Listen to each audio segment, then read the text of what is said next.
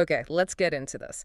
I think for anyone who has ever, wrestled with 100 feet of thick copper cable through a wall, this deep dive is definitely for you. Mm-hmm. We're looking at a pretty fundamental shift in how to get just insane amounts of video data over massive distances. Right.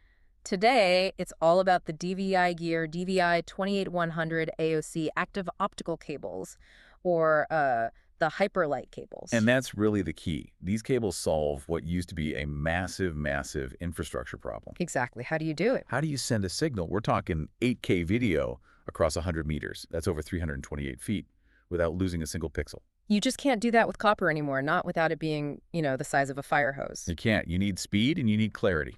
So the technical foundation here, it has to be rock solid. We're looking at full DisplayPort, 1.4 HBR3 support, and HDCP 1.4 and 2.2 compliance. And the magic number really is that data rate, 32.4 gigabits per second. So what does that number, 32.4 GBPs, actually unlock for someone using this? Well, what's really amazing is what it can carry over that full 100-meter length.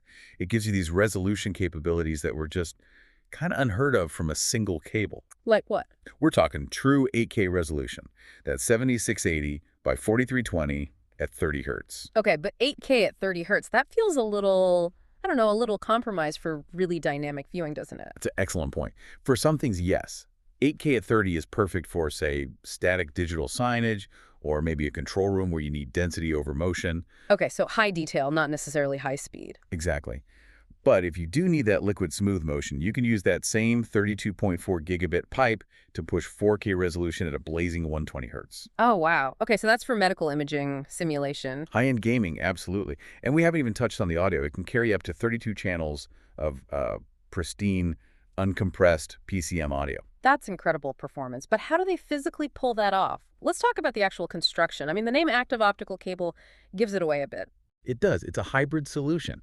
The video signal is literally moving at the speed of light. Through glass fibers. Exactly. Yeah. It uses 4 glass optical fibers GOF to transmit all the video signals. But, and this is the vital piece of the puzzle, there are still 6 traditional copper wires in there. Right. So why keep the copper at all? Because the copper handles all the other stuff. The power, the critical control signals, the brain of the connection. The light does the heavy lifting, but the copper runs the show. And for anyone who actually installs this stuff, I think this is the immediate aha moment. The practical features, these are plenum rated. Which is huge.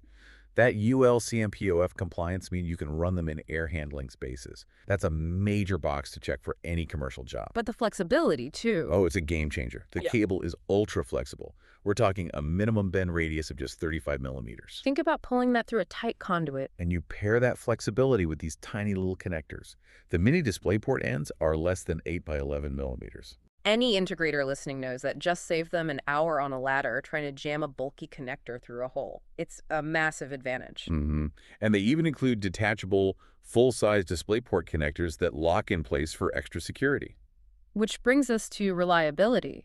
For these kinds of professional, mission-critical jobs, it has to just work. It does. And the numbers here are pretty serious. They're engineered for a mean time between failures and MTBF of over 150,000 hours. And a lot of that confidence just comes from it being optical, right? The whole immunity thing. Precisely. Because the signal is light, not electricity. It's just completely immune to environmental noise. You could run this next to a giant power transformer, and the video signal stays perfectly clean. So you get a really low RF IME profile. Exceptionally low. And that's critical for high security applications where you can't have any signal leakage or interference. Plus, they sit powerless in half a watt, taken right from the source. No external power bricks. So when you boil it all down, the takeaway here seems pretty clear. True long-distance, high-bandwidth video, it really requires the smart move from pure copper to a hybrid optical solution. Right. It marries the best of both worlds. These hyperlight cables really do represent the edge of what's possible in modern video routing. And that actually raises a really interesting question for you, the listener, to sort of chew on. Okay. These cables, they support bidirectional communication over what's called the AUX channel. It's this slow 1 megabit per second control path. It's used for all the essential digital handshakes like EDID, HDCP, link training. So it's the little channel that makes the big one work. Exactly. That little copper channel is what ensures the massive 32.4 GBP's light-based connection is flawless.